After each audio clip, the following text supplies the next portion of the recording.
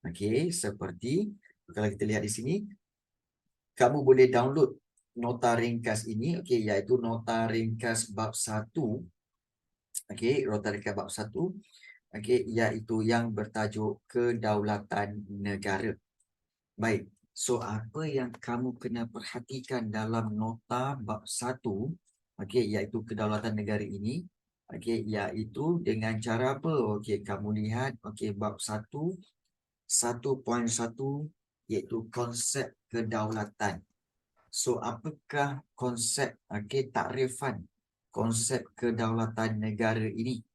Baik, apa itu kedaulatan? Kedaulatan itu ialah kekuasaan tertinggi dan juga kewibawaan. Kewibawaan sesebuah negara yang bebas. So, ada 2 poin kat situ. Kekuasaan tertinggi dan kewibawaan sesebuah negara yang bebas. Dan daripada sini baru kamu tengok tentang takrif mengikut bahasa, iaitu bahasa Yunani, bahasa Inggeris, bahasa Arab dan juga bahasa Melayu. Di mana kalau kita lihat, okey, untuk bahasa Yunani iaitu Superiorus atau Superiorness, okey, iaitu yang bermaksud agung atau tertinggi. Kalau bahasa Inggeris, Sovereignty, okey, yang bermaksud negara yang kuasa penuh terhadap pemerintahannya. Negara yang berkuasa penuh terhadap pemerintahannya. Dan untuk bahasa Arab, daulah, yang bermaksud kuasa pemerintahan sesebuah kerajaan, kuasa pemerintahannya. Dan bahasa Melayu ialah daulat, iaitu kekuasaan tertinggi terhadap pemerintahan negara. So, tengok takrifan itu satu-satu, kemudian baru kamu pergi kepada pandangan-pandangan tokoh. Okay, sebagai contoh pandangan tokoh, kalau kita lihat seperti Aristotle, okay, merujuk kepada kuasa tertinggi dalam sistem pemerintahan sesebuah negara. Bunuh ular tadi, serius Faiz. Bunuh ular. Okey.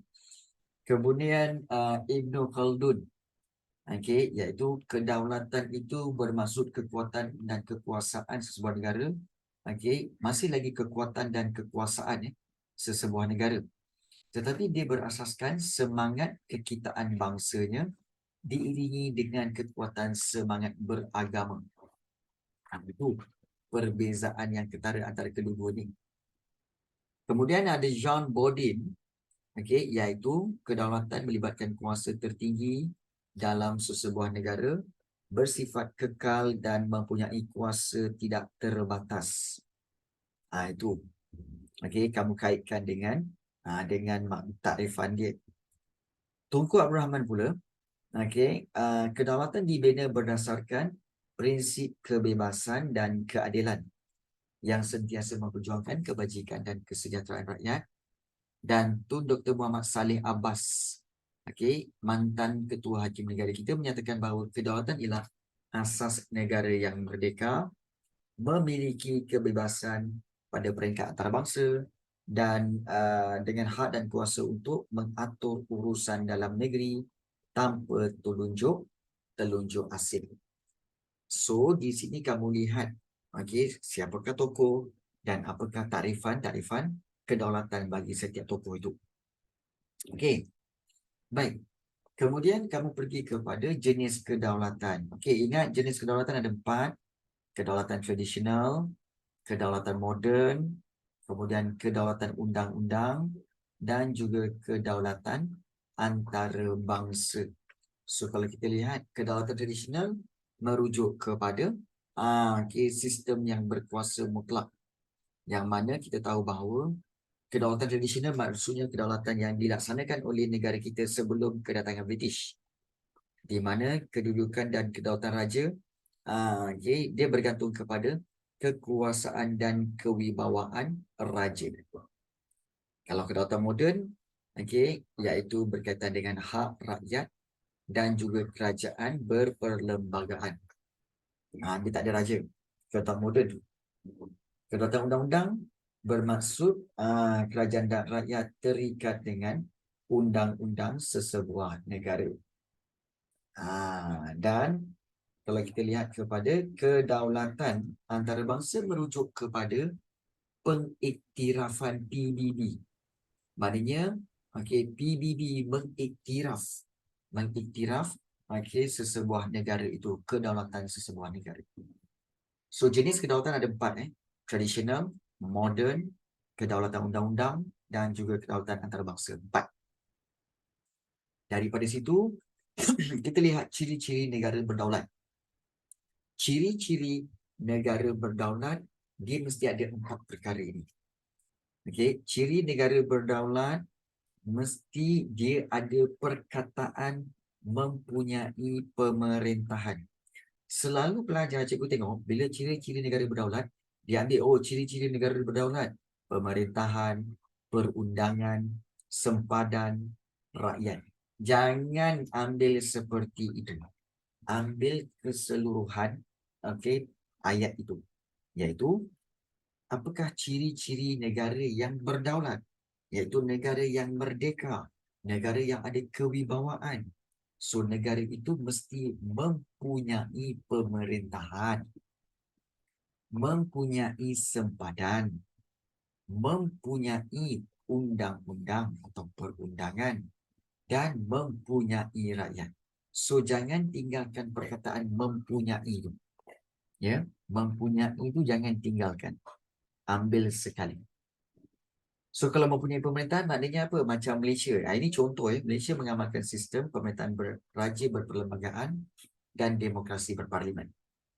Sempadan maksudnya apa? Iaitu negara itu dia ada garis pemisah antara negara dengan negeri-negeri yang lain. Contohnya di Malaysia inilah. Jadi kenapa dibuat sempadan? Supaya memudahkan urusan pemerintahan, pentadbiran dan sebagainya. Kemudian, mempunyai perundangan. Sistem perundangan menjadi asas kepada peraturan negara. So, kalau kita lihat, iaitu siapakah yang membuat undang-undang? Iaitu undang-undang dibuat di parlimen. Dan undang-undang penting untuk memelihara kesejahteraan. Menjamin keadilan dan lindungi rakyat. Dan mempunyai rakyat. Ciri yang terakhir, sesebuah negara yang berdaulat, iaitu mempunyai rakyat. Apa itu rakyat? Rakyat itu adalah penduduk di sesebuah negara. Penduduk di sesebuah negara.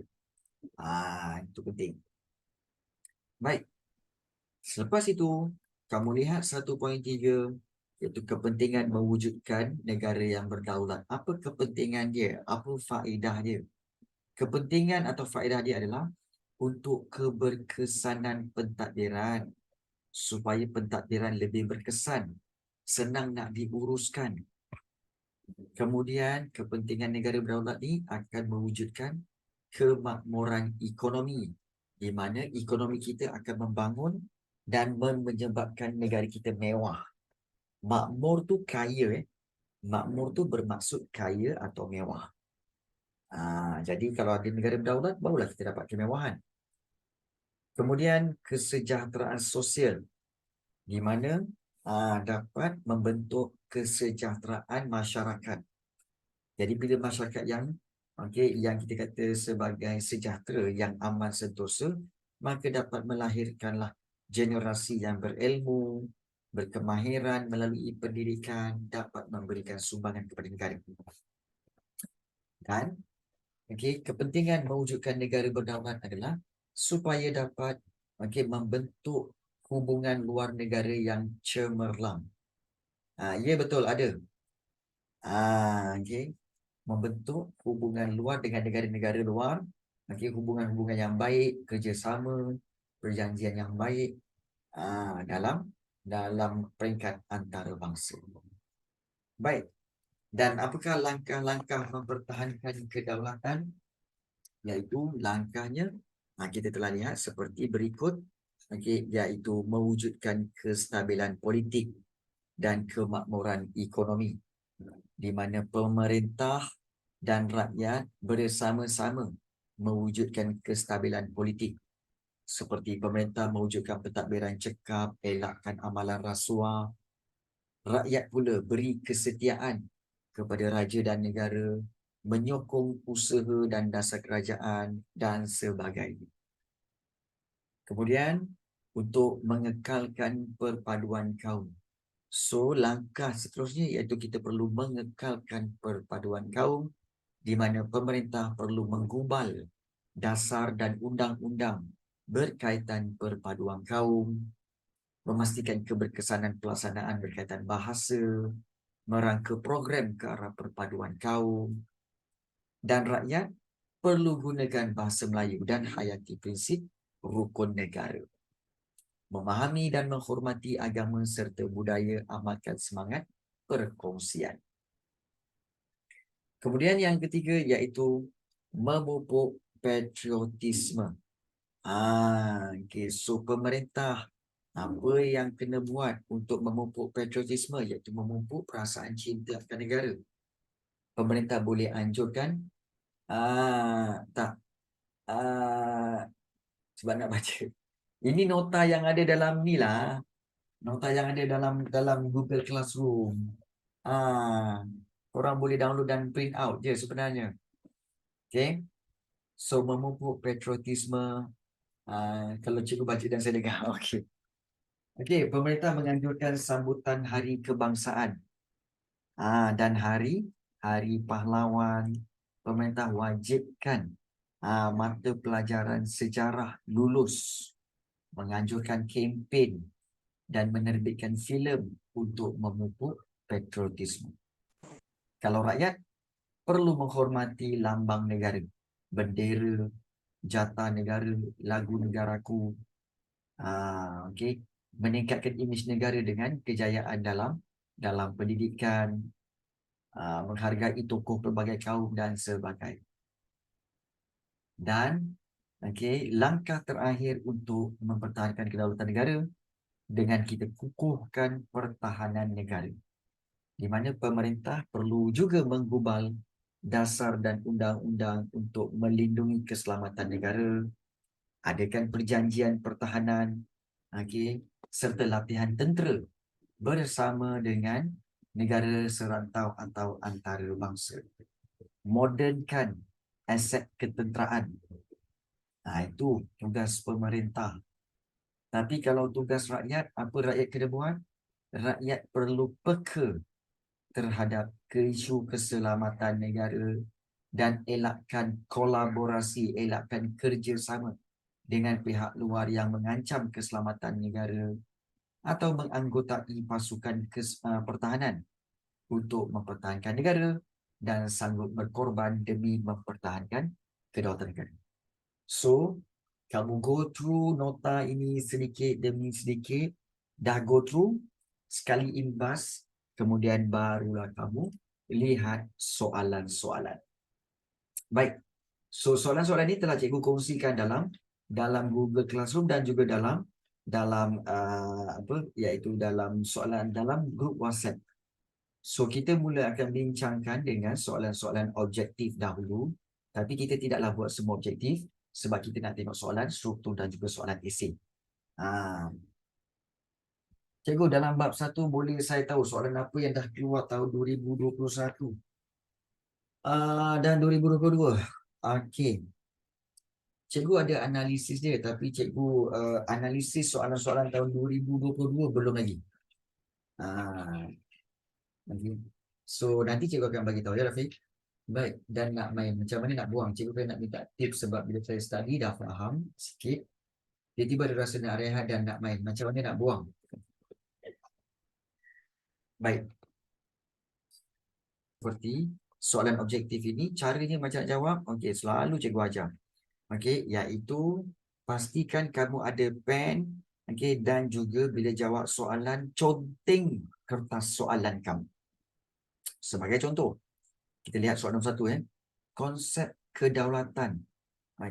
Nampak tak cikgu bulatkan? Konsep kedaulatan boleh ditakrifkan. Maknanya boleh dimaksudkan sebagai apa? Kekuasaan tertinggi, kemerdekaan negara, keagungan pemerintah atau kewibawaan sesebuah negara. Baik, mana satu jawapan dia? A, B, C, D. 1, 2, 2, 3, 3, 4, 1, 4. Okey, Wan dah jawab. Jawapannya apa? Kekuasaan tertinggi ni confirm betul. Confirm betul. Tapi satu lagi mungkin korang confuse. Kemerdekaan negara ke kewibawaan sesebuah negara. Baik, jawapannya adalah nombor 4. Kewibawaan sesebuah negara. So, jawapan dia adalah B. Sebab apa cikgu kewibawaan? Sebab ada dah ditulis dalam buku teks dan juga dalam nota. Ingat tu. Okay. So, kekuasaan tertinggi dan juga kewibawaan sesebuah negara. Baik, itu soalan nombor 1. Soalan nombor 2. Perkataan berikut merujuk negara bebas dan merdeka, iaitu sovereignty. Perkataan tersebut merujuk bahasa. Bahasa apa sovereignty ni? Ini kalau tak tahu ni. Jawapannya adalah C. Iaitu bahasa Inggeris. Siapa yang tak tahu ni aku sunatkan juga nanti. Baik. Soalan yang ketiga. Soalan 3. Berdasarkan bahasa Melayu, kedaulatan merujuk perkataan daulat. Okay. Negara bebas Amerika tu bukan Yunani ke cikgu? Tak. Memanglah negara bebas dan merdeka tu adalah Yunani. Tapi dikata perkataan ini. Perkataan sovereignty tu. Cari yang itu. Sovereignty tu merujuk pada bahasa apa? Bisa. Dia bukan tanya tentang maksud negara bebas Amerika tu, tapi dia tanya perkataan sovereignty tu bahasa mana? Bahasa Inggeris. Gitu. Okey. Baik, bagus. Soalan 3. Berdasarkan bahasa Melayu, kedaulatan merujuk perkataan daulat. Nyatakan maksud daulat. Maksud daulat. Kekuasaan tertinggi, kerajaan yang berdaulat, kedaulatan seseorang raja, keagungan sesebuah kerajaan. Jawapannya adalah A. Kekuasaan tertinggi. Ada yang jawab A, tapi Alif Daniel jawab A. Itu yang terus cikgu teringat tentang satu teka-teki. Mana yang lebih pandai? Bateri ke pensel? Mana yang lebih pandai? Bateri ke pensel? Bateri ke pensel yang lebih pandai? Bateri ke pensel yang lebih pandai? Bukanlah yang lagu Nangis Suya. Bukan. Pensel bateri. Bateri. Jawapan dia adalah bateri. Kenapa bateri cikgu? Kerana kalau pensel, dia cuma pensel paling tinggi pun dia ada 2B. Bateri ada 2A, 3A, kan? Dia kan ada bateri AAA, bateri double AA kan? Jadi bateri lagi pandai sebab banyak A. Pensel tak ada, pensel 2B. Dia tak ada 2A. Jadi betul sekali. Gitulah. Jadi teringat balik tentang teka-teki itu. Okey, baik. Okey, soalan yang keempat. Okey.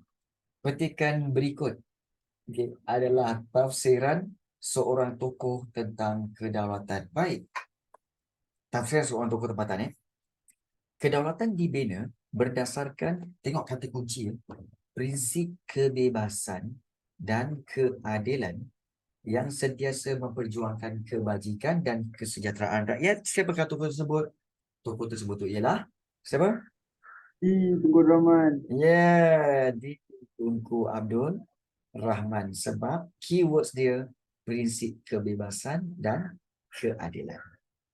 Itu penting. Baik. Untuk soalan 5 hingga soalan nombor 10, 5 hingga 10. Okey, sila jawab dulu. Sementara itu kita break sekejap untuk menghormati azanan kita. Okey, kita nak lihat soalan yang kelima. Okey. So, menurut Aristotle, kedaulatan merujuk kepada kerajaan yang diikat. Kedaulatan merujuk pada kerajaan yang diikat oleh A perpaduan, B kesejahteraan, okey, C perlembagaan dan D undang-undang. Maka jawapannya adalah kerajaan yang diikat oleh undang-undang. Okey. So undang-undang ya terikat dengan undang-undang. Baik. Soalan nombor 6. Terdapat beberapa jenis kedaulatan. Korang tengok cikgu bulatkan perkataan jenis kedaulatan mengikut bentuk pemerintahan yang diamalkan. Antara jenis kedaulatan tersebut ialah tradisional, moden, kedaulatan negara, kedaulatan diri. So, ini kamu pilih ya daripada yang kamu dah tahu. So, jenis kedaulatan sudah tentulah kedaulatan tradisional dan kedaulatan moden. Negara dengan kedaulatan diri tak ada ya, tak pernah wujud. So, jawapannya adalah A. Macam tu, nombor 6A. 7. Kedaulatan moden. Okay, dikaitkan dengan idea kemunculan negara bangsa selepas berlakunya apa? Perang China dan Jepun, perang kemerdekaan Amerika, revolusi keagungan di England atau revolusi menentang penjajah. Ya, jawapannya adalah apakah di revolusi menentang penjajah? Dan tentulah ianya berlaku selepas revolusi keagungan di England. Ni yang korang belajar masa form 4 dulu. Typo.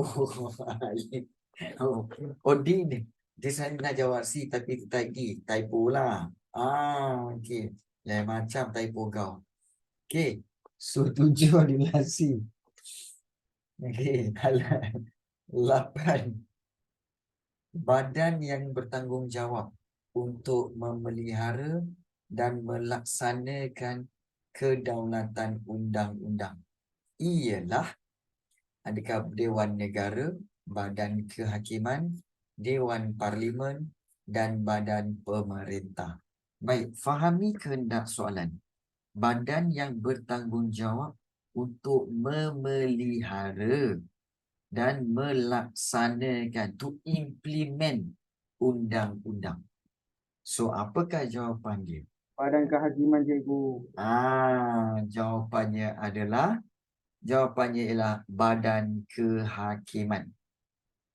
Kalau Dewan Parlimen atau Dewan Negara itu bertanggungjawab menggubal undang-undang. So, menggubal memang itu Parlimen. Tapi yang ini bukan menggubal, ini pemelihara dan melaksanakannya. So, jawapannya adalah B. 9. Malaysia adalah negeri yang berdaulat. Antara ciri negara Malaysia yang berdaulat ialah mempunyai raja, mempunyai rakyat, mempunyai pembesar, mempunyai ketua negara. Jawapannya, okey, ingat ciri-ciri negara yang berdaulat. Bukan ciri negara Malaysia. Ciri negara yang berdaulat mempunyai rakyat. Okey. Kalau kamu kata ini rujuk kat mana cikgu? Rujuklah dekat nota. Kan memang ada 4 ciri negara berdaulat, kan? Itu. Baik, 10. Badan yang bertanggungjawab menggubal dan menentukan sistem perundangan negara kita ialah cikgu ialah jawapannya iaitu A, cikgu A, Parlimen. Satu bagi cikgu, satu. Okey. So nombor 10 adalah A iaitu Parlimen. Okey. Baik. Cukuplah tu soalan-soalan objektif. Yang selain daripada itu, soalan-soalan ini kamu boleh jawab sendiri, okey, dan cari jawapannya. Okey, jangan takut untuk meniru nota dan juga buku teks sebab tu buat latihan memang digalakkan untuk meniru jawapan di buku teks atau di nota. So buat, saya pun buat dia dapat. Baik. Kita pergi pada soalan struktur. Okey, soalan struktur kebiasaannya kita tahu soalan struktur ada pecahannya. Mempunyai raja sama tak mempunyai pemerintah? Tak. Tak sama. Okey, iaitu mempunyai raja. Pemerintah ni sebenarnya adalah mesti merangkumi raja dan pembesar. Raja saja dia tak cukup untuk pemerintah. Raja mesti dibantu oleh pembesar ataupun juga jemaah menteri. Tapi dalam kes negara kita ni, okey, mempunyai pemerintah tu merujuk kepada kerajaan, iaitu kerajaan yang dipimpin oleh Perdana Menteri. Jadi itu perbezaan. Okey, mempunyai pemerintah dan mempunyai raja. Baik. So kita lihat di sini. Okey. Soalan struktur. Soalan struktur biasanya setiap satu soalan akan ada anak dia, iaitu soalan 1A, 1B, 1C dan 1D. Dan jumlah markah dia adalah 10. Sini 2, 2, 3 dan 3. So total 3, 6, 7, 8, 9, 10. So 10 markah setiap satu soalan. Ya, satu soalan 1, soalan 2. Jadi, okey, bagaimana untuk menjawab soalan-soalan struktur? Kita tengok contoh soalan. Kedaulatan merupakan satu konsep berkaitan dengan kenegaraan yang diasaskan dan diamalkan sejak zaman tamadun Yunani. Nyatakan takrif kedaulatan. Tengok kepada peruntukan markah. Markah dia nak bagi berapa? 2 markah. Bila 2 markah, maka kamu berikan 2 poin kat situ. 2 poin. Apa poin dia, cikgu? Iaitu takrif kedaulatan. Okey, iaitu kedaulatan apa? Iaitu kekuasaan tertinggi. Dan satu lagi, kita tahu iaitu kewibawaan okey, sesebuah negara. Okey. Jadi itulah dia 2 poin. Kedaulatan ialah kekuasaan tertinggi dan juga kewibawaan sebuah negara. So macam nak jawab? Okey, macam selalu cikgu ajar, ambil balik ayat soalan tu. Ayat soalan tu nyatakan takrif kedaulatan. So kamu ambil semula takrif kedaulatan. Okey, merujuk kepada. Okey, ambil poin terus. Kekuasaan tertinggi dan kewibawaan sesebuah negara. Titik. Okay. Kekuasaan tertinggi dan kewibawaan sesebuah negara. Baik. Masih confused tentang kewibawaan. Baik. Dia macam ni.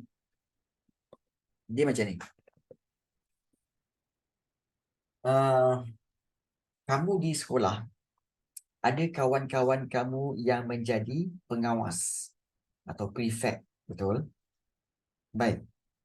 Kamu perasan tak, dalam ramai-ramai kawan-kawan kamu yang jadi prefect tu, yang jadi pengawas tu, ada yang kamu rasa macam dia ni memang layaklah jadi pengawas. Tapi ada juga yang kamu tengok, dia ni nama je pengawas, tapi bukan macam pengawas lah. Ada tak pengawas-pengawas kawan-kawan kamu yang macam tu di sekolah? Ada tak yang kamu tengok? Memang ada kan? Memang ada.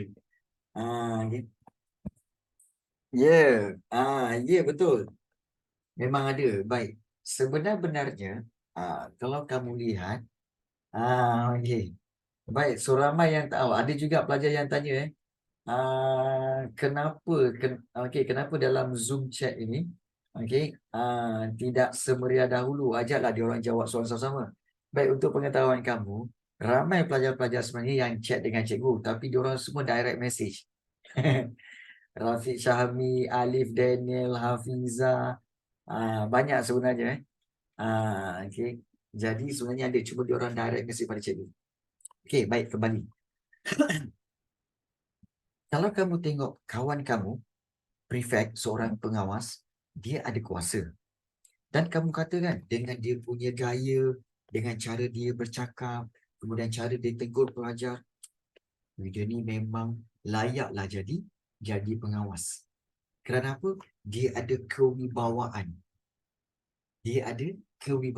Dia ada ciri-ciri sebagai seorang pengawas.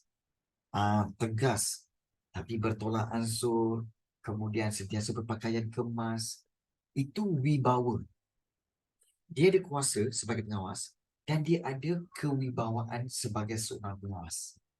Tapi ada pelajar, ada pengawas, dia dah ada kuasa.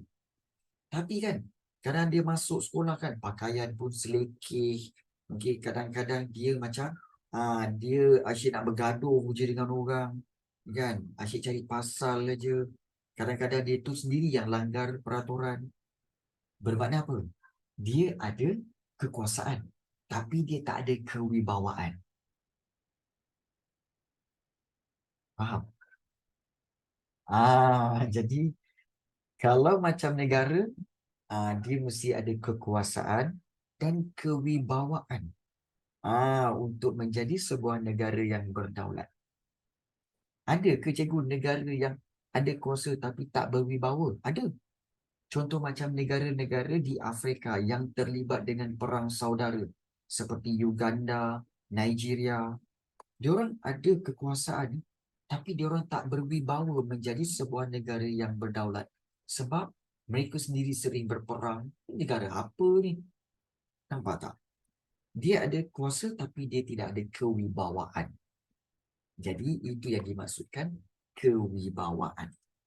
Ya, maknanya kewibawaan ini merujuk kepada ciri-ciri sebagai sebuah negara yang dihormatilah. Okey, baik. So soalan nombor 1A, takrif kedaulatan merujuk kepada kekuasaan tertinggi dan kewibawaan sebuah negara. Baik, apakah takrif kedaulatan dalam bahasa Arab? Takrif kedaulatan dalam bahasa Arab iaitu apa? Iaitu daulah, betul? Ya. Okey, 2 markah juga. So kamu boleh tulis kat sini iaitu daulah. Yang apakah maksud daulah itu? Iaitu maksud daulah itu ialah kekuasaan tertinggi. Okey, iaitu yang membawa maksud kekuasaan tertinggi. Jadi, macam mana nak jawab? Sama sahaja.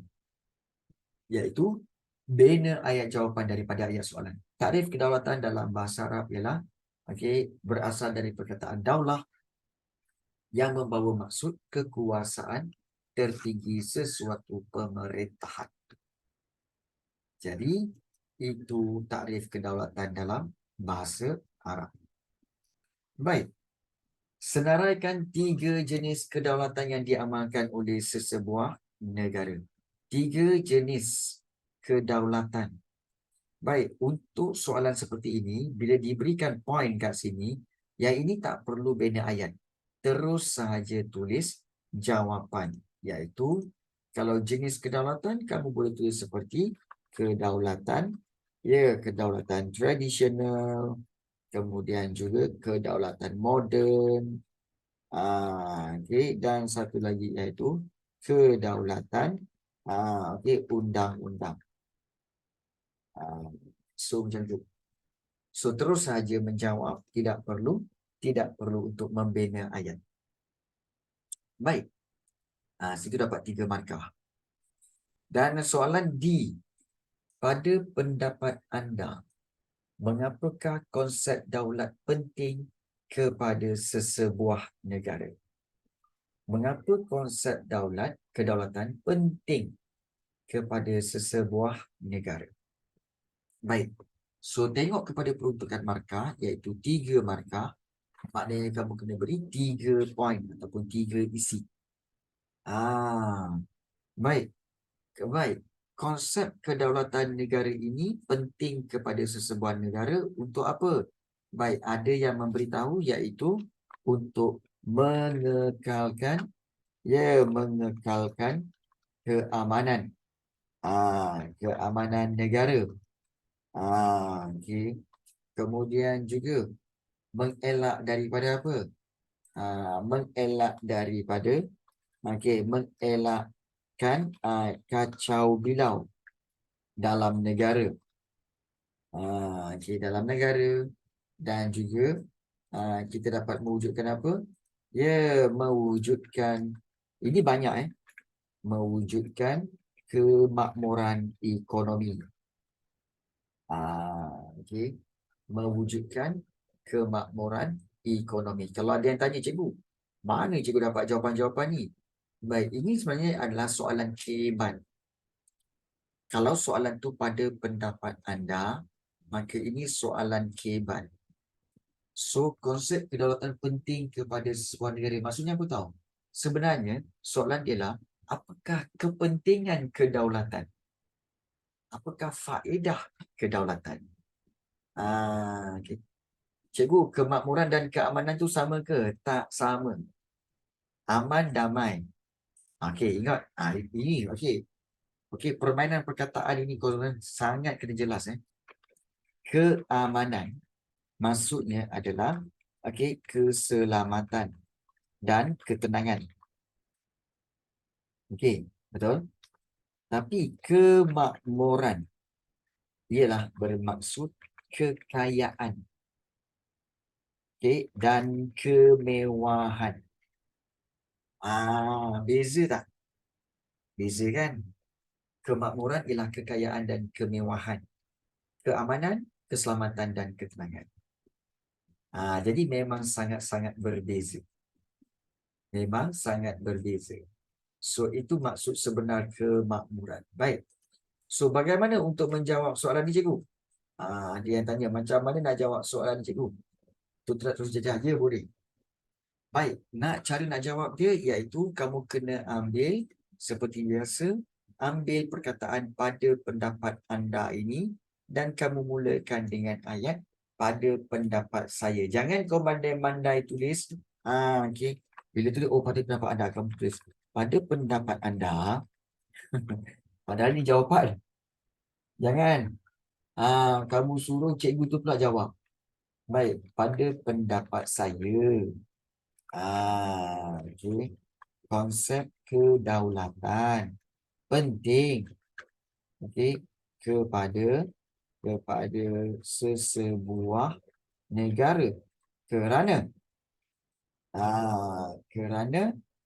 dapat ambil poin yang pertama, kerana dapat mengekalkan keamanan dan tambahlah kesejahteraan negara. Titik. Baik, itu baru 1 poin. Tak cukup, dia nak bagi 3, bagi lagi 2. Selain itu, okey, konsep ini penting. Kita gunakan kata ganti nama konsep kedaulatan kepada konsep ini. Selain itu, konsep ini penting untuk mengelakkan kacau bilau dalam negara, dan mewujudkan kemakmuran ekonomi negara. Titik. Cikgu, macam mana kalau tulis poin selain itu? Poin kedua. Macam mana kalau tulis selain itu? Poin 2. Tulis je lah selain itu. Apa yang susahnya? Okey, tapi yang paling penting, bila kamu nak buat selain itu ni, tak perlu ulang balik. Tak perlu ulang balik kan? Okey, kamu tengok konsep kedaulatan penting. Okey, bermakna kamu boleh ambil selain itu konsep ini. Maknanya konsep ini tu merujuk kepada konsep kedaulatan. So, kita boleh tukarkan kepada selain itu konsep ini penting. So, tak perlu ulang. Nak ulang pun boleh, tak ulang pun tak apa. Tapi kena sambungkan dengan betul. Selalunya, ini cikgu nak tegur. Baik, selalunya pelajar selepas dia buat slide itu, dia terus pergi buat apa tahu? Dia terus pergi buat macam ni. Okey, selain itu, okey, dia terus buat macam ni. Okey, pada pendapat saya, konsep kedaulatan penting kepada sebuah negara kerana dapat meningkatkan keamanan dan kesejahteraan negara. Selain itu, mengelakkan kacau bilau dalam negara dan mewujudkan ekonomi negara. Yang ini salah. Selain itu, yang ini salah kerana kamu tidak masukkan balik, apakah perkara itu? Perkara itu ialah konsep kedaulatan. Kan? Jadi kena masukkan balik. Jadi kalau kamu nak buat boleh. Selain itu konsep kedaulatan. Boleh juga. Penting untuk mengelakkan kacau bilau pun boleh. Okey, baik. Dia pelajar kata, cikgu, konsep lain ialah, tak, dia bukan boleh konsep lain. Konsep itu. Maknanya konsep kedaulatan. Kita bukan nak cerita konsep lain, kita nak cerita konsep kedaulatan. Kau jangan nanti salah salah bentuk ayat. Kita nak cerita konsep kedaulatan. Jadi kita tak kata konsep lain. Kita akan kata kepentingan lain. Selain itu dengan konsep ini, cikgu, kalau letak 2 poin dalam satu ayat tak kurang ke markah tak? Sebab cikgu kamu akan menandakan seperti ini tau. Dia akan tanda markah, okey, iaitu seperti ini. Di mana kalau kita lihat, cikgu kamu akan menandakan dia konsep kedaulatan penting kerana dapat mengekalkan keamanan dan kesejahteraan negara. 1. Okey. Selain itu, konsep kedaulatan penting untuk mengelakkan kacau bilau dalam negara. 2. Dan dia tahu dan ini kata hubung. Dan mewujudkan kemakmuran ekonomi negara. 3. Sebab tu dapat 3. Ya. Mengelakkan selain itu mengelakkan kacau bilau dalam negara dan mewujudkan mereka juga merupakan kepentingan konsep kedaulatan. Itu boleh, Hafizah. Itu boleh. Yang itu boleh. Ataupun kamu ulang balik. Okey. Baik, Abdul Rahman, jangan guna konsep lain. Takut nanti konsep lain. Okey. Selain itu yang macam cikgu cakap tadi. Selain itu konsep ini. Konsep ini tu apa? Konsep kedaulatan. So selain itu macam cikgu buat tadi, konsep ini. Kepentingan lain boleh juga.